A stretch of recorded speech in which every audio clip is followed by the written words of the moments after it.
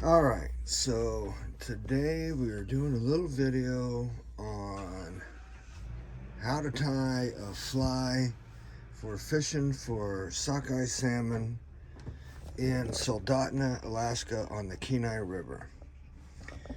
Alright, so just to start with, first go ahead and introduce myself. My name's Rob. I'm from Colorado. Been fishing here for about 20 years and I do pretty good. So anyways, my wife bought me this fly tying kit probably 20 years ago for Christmas, and I've loved it ever since, and it's paid for itself a million times over.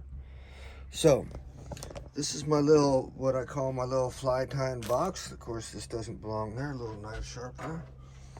But I got these are for hooks for Russian River only. These are what I'm using today. These are Gamakatsu stingers, and these are 2/0. And here you can see a little bit better. You can get these almost anywhere. Sometimes you have to order them online, depends where you go. So anyways, I'm going to go ahead and get started. I'm going to go ahead and take this kit, get it off the table, give me a little bit of room, and I'll explain everything as I'm going. Alright, so this is what I call my little tie vise, or my hook holder. It's a pretty simple device. Anyways, the hook goes right in the clamps, and I got it clamped to my little table inside my RV. And I'll kind of explain everything as I go.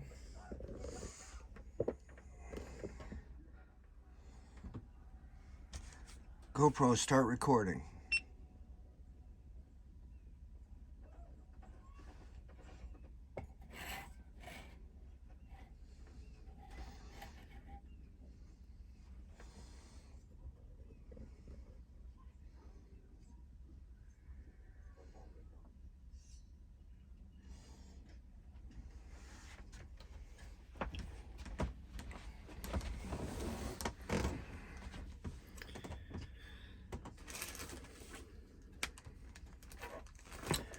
Okay, well, the last time I did this recording, I did not have a good focus on the hook or what I was trying to do.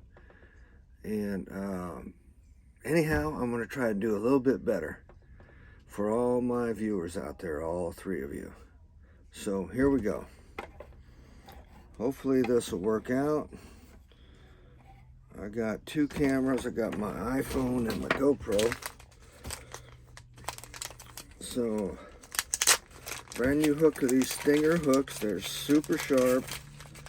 I really love them. I kind of maybe wish the eyelet was a little offset, but it's fine. And there we go. So anyways, the way that this works is this isn't the most comfortable position for me to tie these, but I'm gonna try to get it going. So here, first thing I do is I have some of this fingernail polish. Now they have stuff called head cement,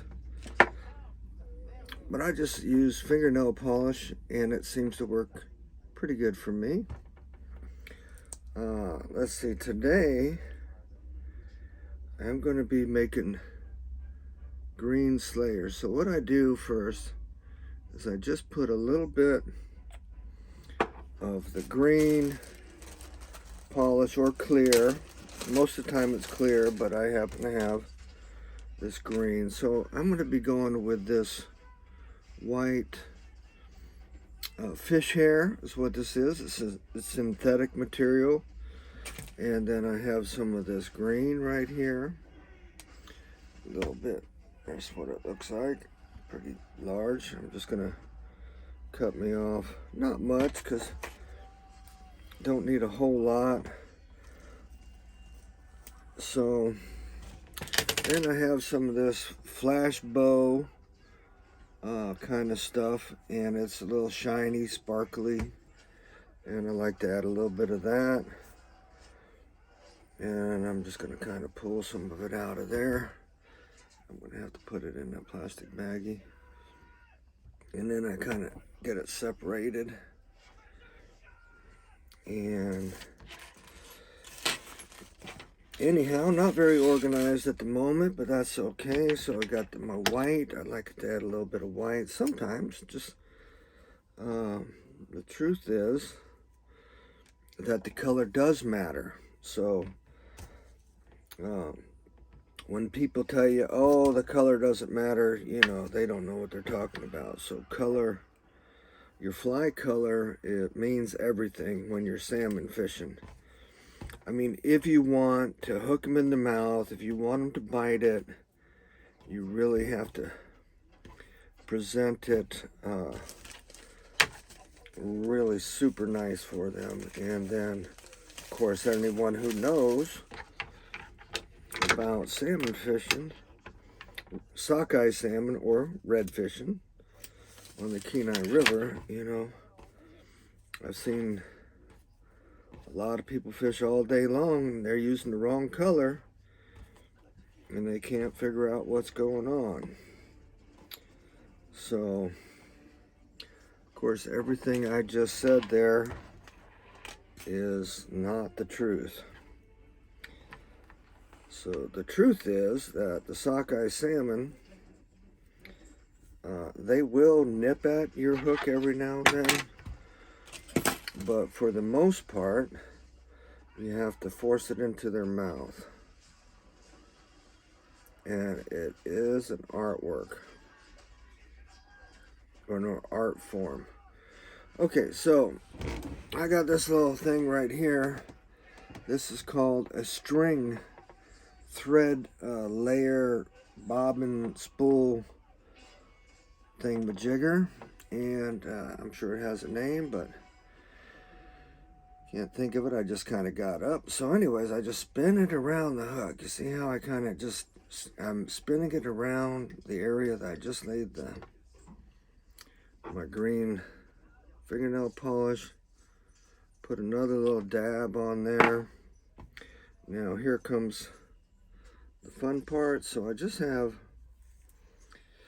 you know, the fly, when you tie a fly, what it does do is it the more hair or the more mass you have to your fly makes it float in the water differently.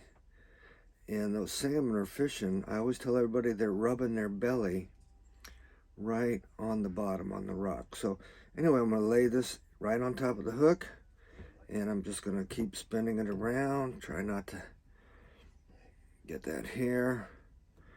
And I spin it around like that. And as I'm spinning it, of course, it's releasing. Now I'm going to give this a little bit more green goop, green fingernail polish. And now I'm going to just slowly bend this back up onto itself, so to speak. And I'm just going to roll. Now I'm going to give it a nice presentable head. And you can see I'm just kind of spinning it real quick. And the way that I finish these off, I'm sure there's a way to do it, is I'm in not in my normal position, but I give it a half loop and a pull, a half loop and a pull. And so give it a little tug like that. And then I just cut off the excess thread with these nice scissors, and I'll go ahead and top this off with some of this green fingernail polish, and voila, so there is a green slayer. So this hook is about how I generally tie most of my hooks. Gonna got a little bit right here. Now the thing about this fingernail polish too is it also looks good on your toes. So if you need to do your toes, then you know, you can do that. Now all this excess hair coming off of that hook, I just like to trim it off just like that. Just give it a nice little trim. And so voila, there's a little, what I call a streamer. And you know, one of the things that you do when you're making something like that is make it so that your hair is not so long gets wrapped around your barb on your hook. Now I got this as my little lid for my box of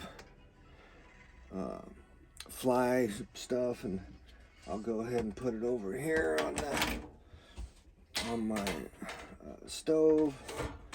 And maybe I'll even put my kettle on there a little bit to hold it down. And I think you can see that I just kind of dangle it there and let it dry so it doesn't. So I'm going to go ahead and spin a bunch of these. I'm going to move this over this way a little bit, and hopefully, let's see if my iPhone is in focus on that.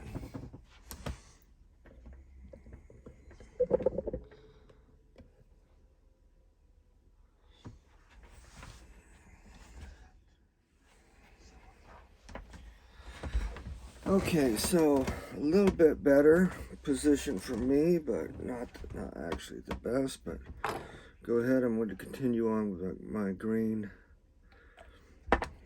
You know, if you wanted to, you could actually buy some green thread. Now, you know, I don't really buy this thread at any thread store, or, you know, I mean any fishing store. I just buy it when I happen to see it, when I'm in Walmart or Fred Meyer or whatever. So here, got my hair again, and gonna lay it down. Gonna give it a, you know, I don't want to do a whole lot of wraps, but just give it enough.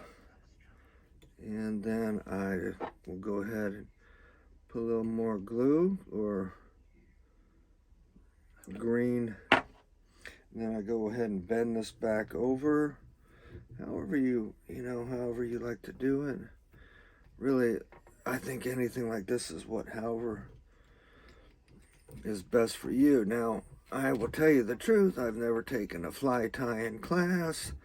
I've never even watched a video on it. So I just said, okay, well, this must be how it goes. And so I'm just spinning that up.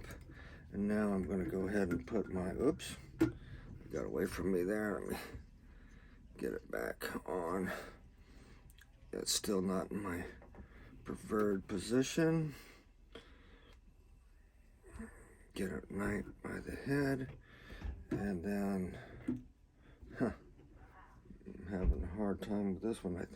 It's all about the position that I'm used to using something like this. And give it a little twist. Now I've lost my mojo. There we go. That's how we do it. But if I do it that way, you can't see it on the camera. So I just take a half and just kind of clench it up on itself, and then trim it. Just a nice little trim. No special knot tying tools. I wouldn't even know how to explain how to use those. So, you know, I do know this, that I have did real fly fishing. I don't consider fishing for reds on the Kenai River actual fly fishing, even though I use a fly pole. And I have an American Classic reel. But so anyways, this one is right here. And what I'm going to do, same thing, is, you know, I mean, that's not too bad. I could leave it like that, but for ease of in my little pocket toolbox or tackle box, just something like that looks good. And put it over here on the stove, little lid. And so let's see, yeah, this is not my, so I'm going to tighten this up just a little bit. Get that hook in there a little bit tighter. And put a little bit of cement here.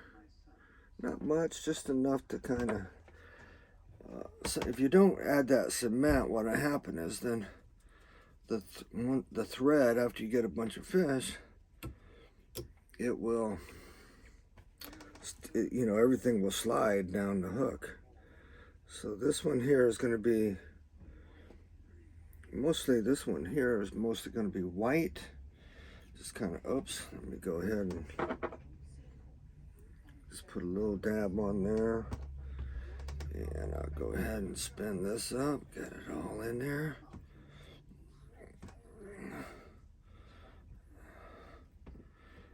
And now this is going to sound really crazy, but it seems like these freshly tied ties or tied flies with that fingernail polish, it seems, I don't know if it's a chemical thing, you know, because certainly it's hardened, the nail polish is dried, but it seems like that, man, like when you, if it's, let's say, a couple hours old after you tie it, those fish tend to bite it more. And see, I'm just kind of doing that little half loop and give it a little back spin to make sure it's super tight. So fishing on the Kenai River, yeah, you know, you can go buy these flies. Now obviously Gamakatsu is probably the best name of hooks that you can get. Are super strong. These stingers are sharp. And so there we go, got that all done. Just gonna give it a little haircut, you know, just a little bit. Doesn't have to, you could vary it up, make it a little something like that, a little different. And now one thing also, you know, if you put too much nail polish on there, it'll drip and cover the hole of the hook, and then you have to clean that out. And then I also think that it, you know, it makes it a little sharp in there and will eventually cut through your knot. So something to think about. Don't overdo it with your nail polish, or you know, you'll regret it, because you'll be. So there I am doing this, just spinning around the hook, giving it just a little bit. And you could see, I mean, I'm not using a whole lot of fish hair. So I can't even find this fish hair anymore. Every once in a great while, I'll find it somewhere and I'll buy it. But a lot of times I just buy something similar, or that flash bow is everywhere. Seems like a lot of the traditional fly fishermen, they like to use natural stuff, so I see a lot of natural. So getting ready to do my little knot here, just spin it, you know, 3 times is more than enough. Give it a little backwards, forwards, and that just kind of cinches it up. All right, so yeah, fishing on the Kenai River, it is an art form, because the fish are not biting. When the fish, as soon as the fish hit the river, they, a little haircut, they quit eating. Okay, so they're on a mission to spawn. And so the sockeye salmon, okay, so I've been fishing in the ocean and rivers and all over Alaska. So I'm from Colorado, but I used to live in Alaska. I was in the United States Air Force and was stationed up here twice for a total of about 7 years. And so the word is that sockeye salmon, a lot of people don't know this, So sockeye salmon, you cannot use sockeye salmon for sushi. And it's because they, in the ocean, they eat krill. That's what they're eating. Where the other salmon, silver salmon, king salmon, they eat herring and, you know, smaller fish and stuff like that. Here we go, just a little. But the red salmon don't. They eat little shrimp. And I'm going to go ahead and give that a little coat of. So, anyhow, fishing in the ocean, I don't know, for forever, for a long time. Catching, you know, halibut and rockfish and lingcod and shark and everything else that's in the ocean here.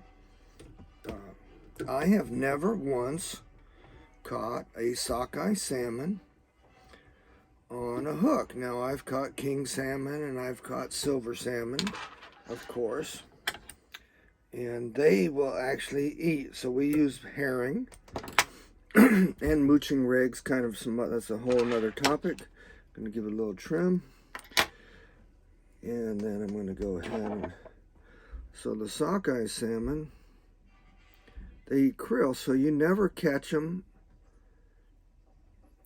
on a pole in the ocean unless you're snagging them in the ocean. And so you're allowed to do that in Alaska.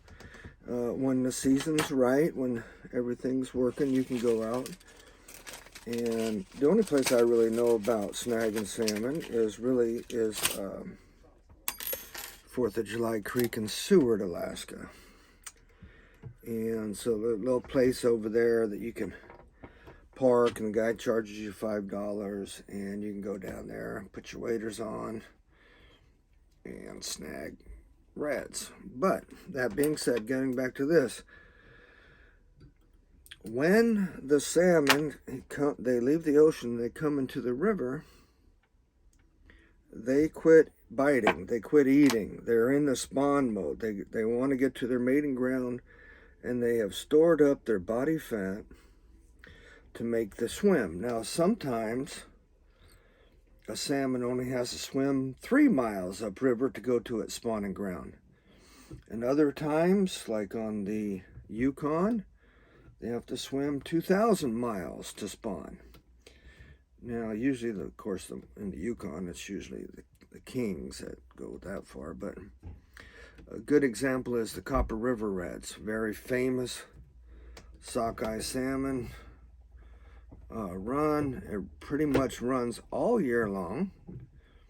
Most Alaska residents go there dip netting. They dip net on the back eddies, but that's a story for another drone video or something. But anyhow, they start coming up the river, and depending on getting back to how far they got to go, depends on how much fat content the fish has genetically learned to save. So one thing about Copper River Reds is they have a long way, a couple hundred miles, to go to their spawning ground. And so they have a lot of reserve fat. And if you catch them just as they enter the river, then you catch them with all that good omega-3 oil, right? All that good fish oil that everyone talks about with salmon. So they have that stored up oil that gives them the energy, the fat, the energy needed to go to their spawn. And so here in the Kenai, I'm guessing it's probably about, I mean, you could probably look this up. You can actually look it up, but it's probably about 40 river miles to the Kenai Lake from the mouth. Actually, it could actually be 80 miles. It's a long way, actually. But anyways, from the time they get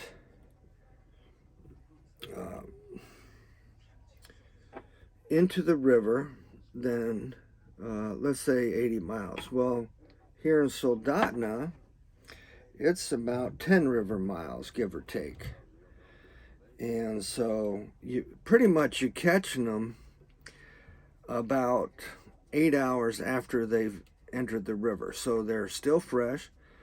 They have sea lice on them, which means little creatures down by their butt. Little thing. Anyway, a lot of people probably know what I'm talking about. They're little, it's called sea lice. It's just a normal thing, kind of like sharks have those little fish connected to their butts or whatever. But anyways, yeah, a little hard position for me to twist that to just get a half a loop. And oops, that just snapped off. That's okay, because I had 3 loops. Yeah, I'm gonna cut that off. Okay.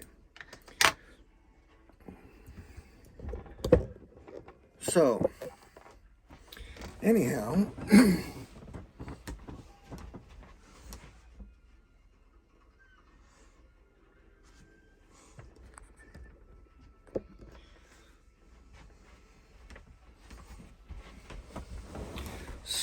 okay, back to the story. So, when the reds start running up the river,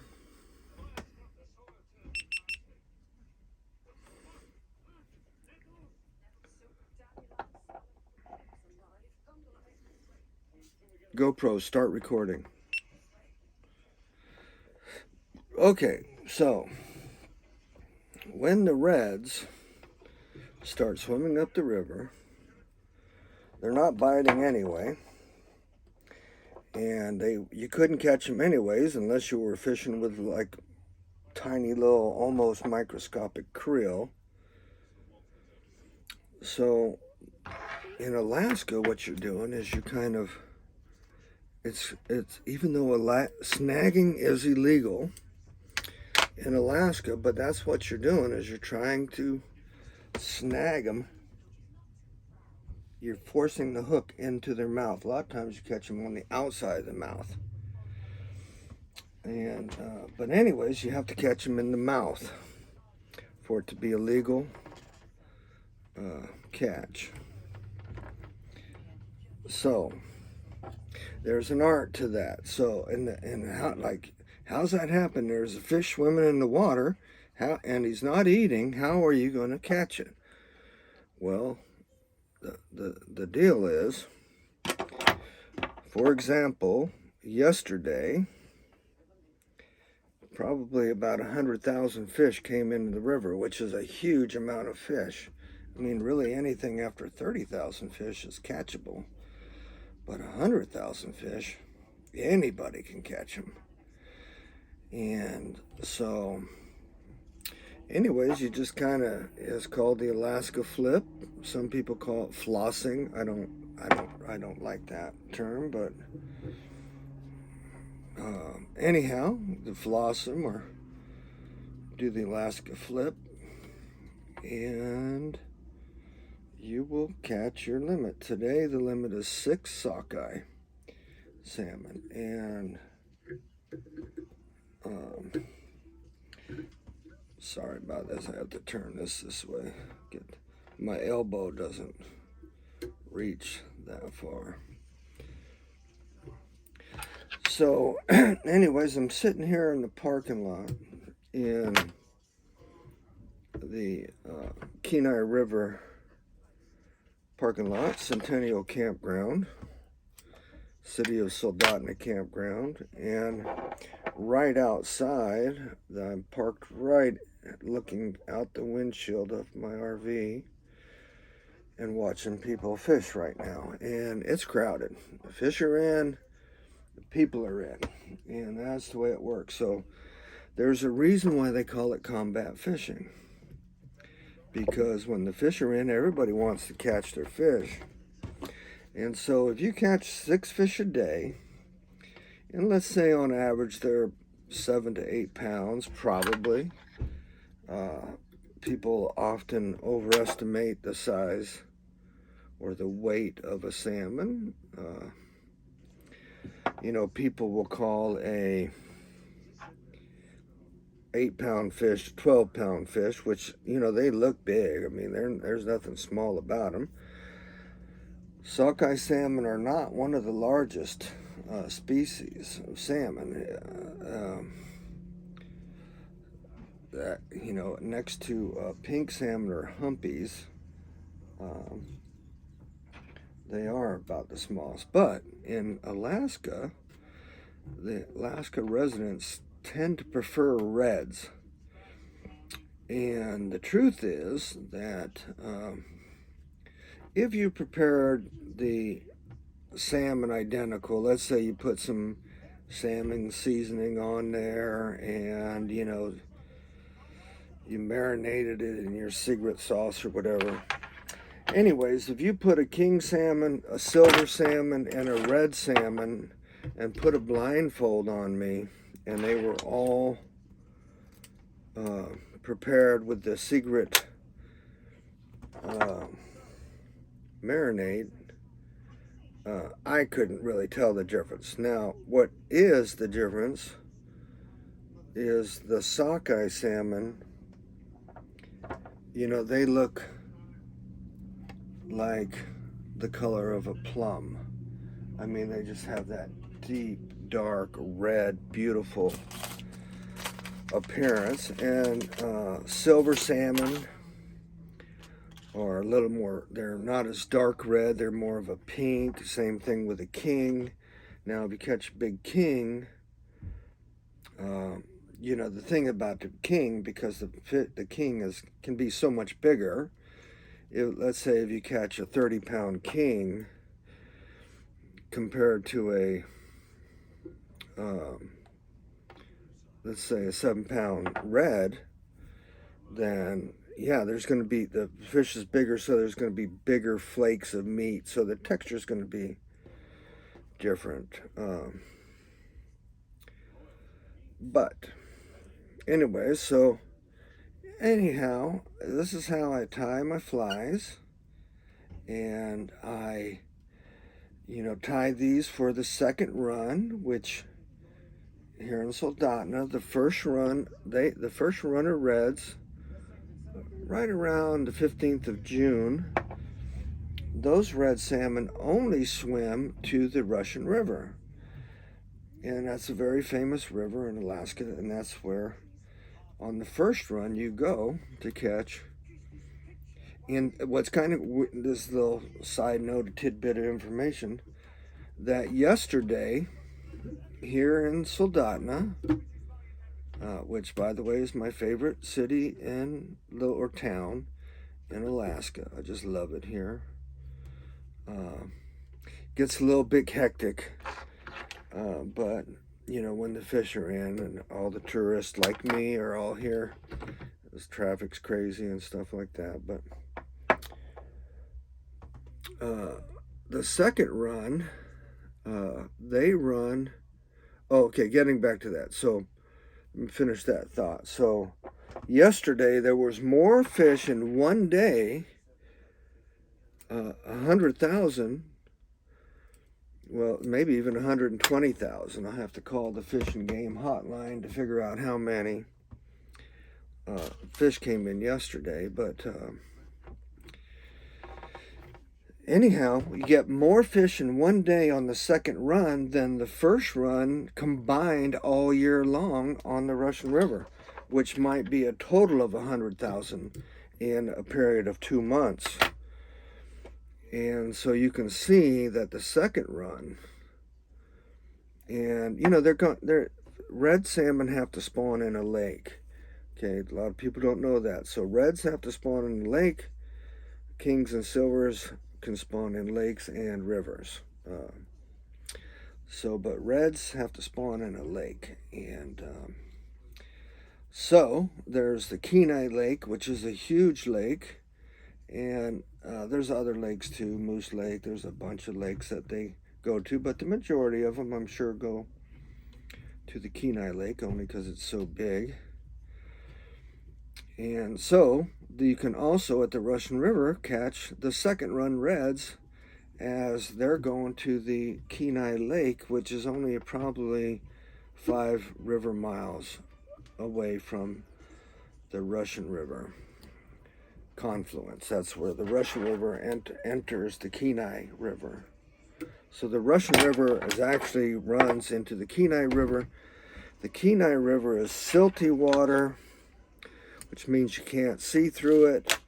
But the Russian River, if you fish the Russian River, it's clear water, and you can see the fish.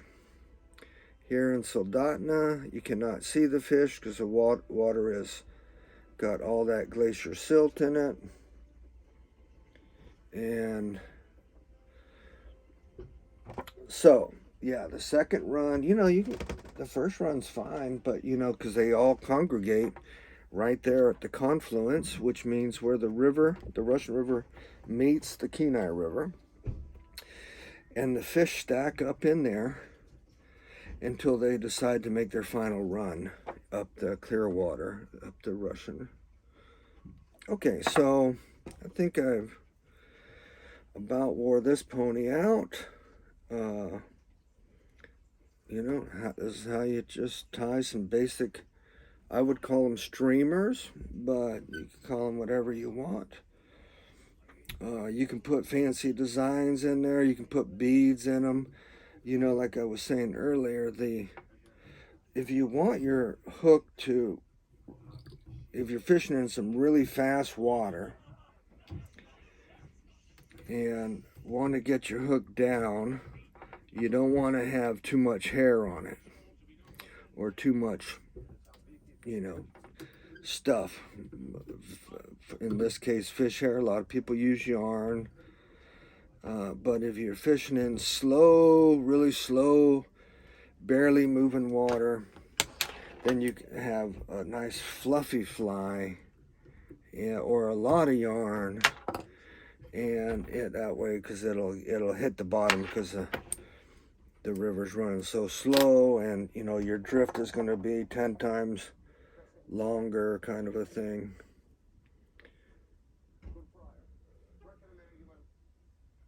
So anyhow, that's be my last one for this video right here.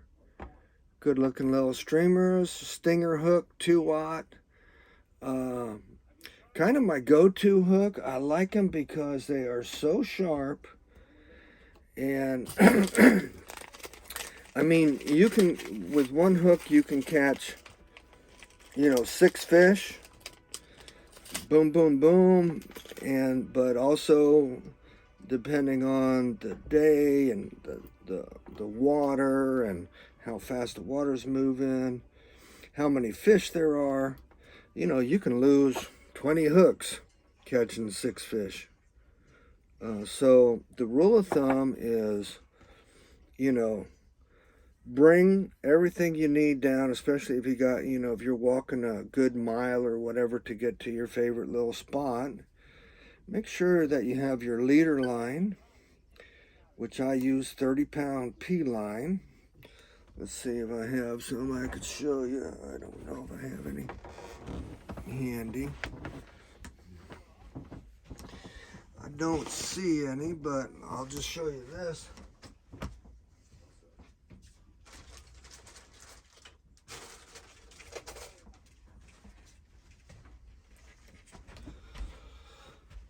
Okay, so you can see this right here. I got this as a used spool, been all used out, and has about, has plenty of leader line, enough for all season really. And I got this for $2 at Thrifty Hardware, which is in Soldotna. And it is the go-to place for all your fishing needs.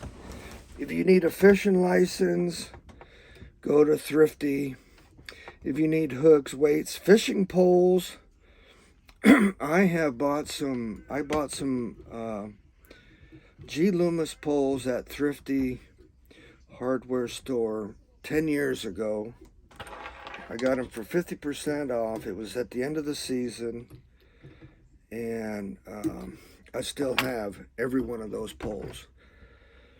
And so you can't beat a G. Loomis or a Lama glass, but also, you know, they're a little bit expensive, you know. So if you thrifty, also, I was there yesterday, and they had some 9-weight 2-piece fly rods for $69. I think they were Akumas, but you know, anyways, that's a great deal.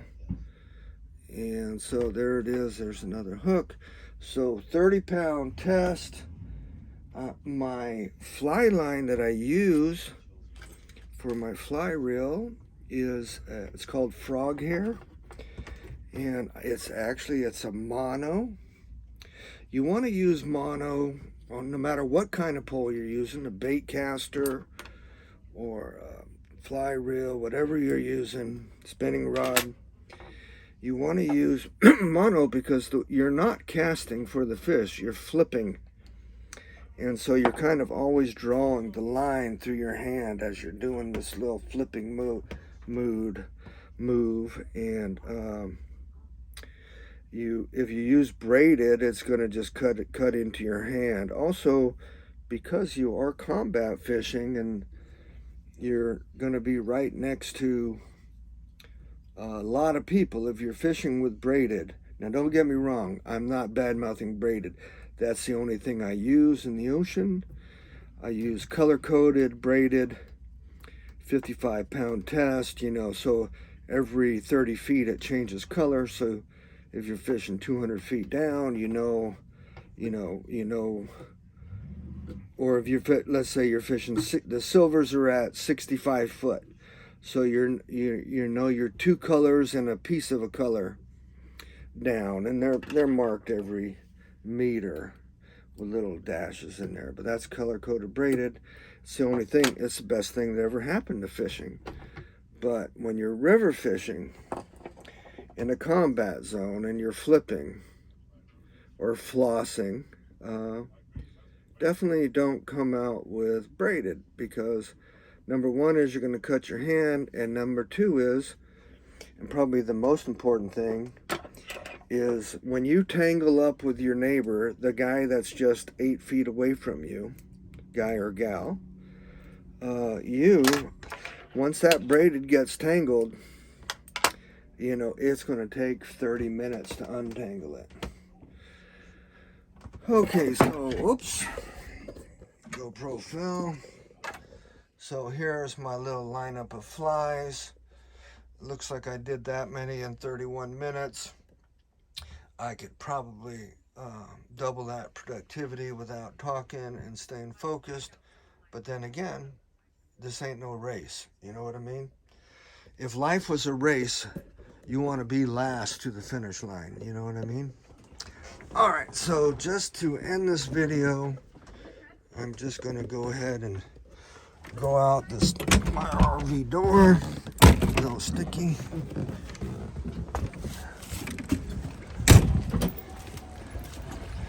And so this is what it looks like. This is what I'm talking about. This is in the parking lot in Soldotna, and you can definitely see that it is combat fishing. So that's why you don't use braided line, and because you're literally fishing right next to somebody. And right over there you can see a bunch of fish piled up. Let's see if we can zoom in. There's a bunch of fish. They're everywhere down there. Fishing's great. Anyhow, that concludes my fly tying video in Soldotna, Alaska. Fish on.